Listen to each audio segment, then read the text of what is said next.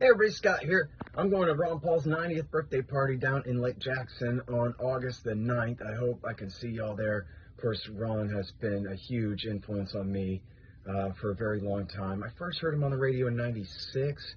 Then I really got to know him starting with, I've told the story before, I saw him on the House floor in 1997 when he first came back to Congress. And he was saying, oh, we have these reports from the British press here today, Mr. Speaker. Of course, he's speaking to an almost empty House chamber. It turns out George Bush was selling chemical weapons to Iraq right up until the invasion of Kuwait in the summer of 1990. And I was like, whoa, I can't believe a politician would actually say that. And on C-SPAN, it's the middle of the night, I'm the only one watching in the country. And then it says at the bottom of the screen, Ron Paul, R, Texas. And I was like, no way. And then I used to love to read the John Bircher Society magazine, The New American, back then, which was edited by my good friend, William Norman Grigg, and, you know, who eventually became my good friend. I didn't know him then. And he would always run Ron Paul stuff and talk about the great Dr. Paul, what he's up to and everything. Yeah, and then, you know, as a pirate radio host starting in 1998, 1999, I used to always call Ron Paul's 1-800 number where he would do his weekly update, essentially reading his article of the week. 888-322-1414. I still remember was the number. I don't know if it still works.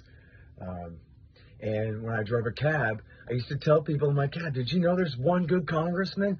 Yeah, no, seriously, check it out. And I would, look, what are you going to do? It's me. I would have printed out and copied copies of Ron Paul's article, A Republic, If You Can Keep It. This would have been probably circa 2001 or 2002, something like that.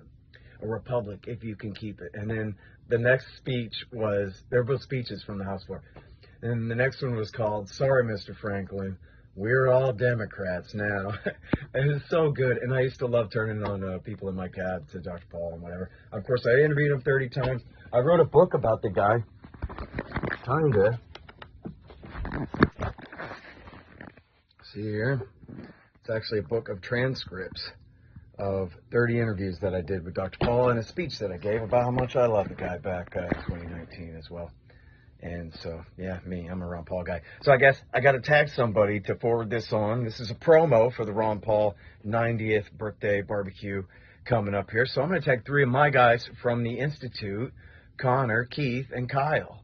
I'd be interested to see what they have to say, the younger generation, about the great Dr. Paul.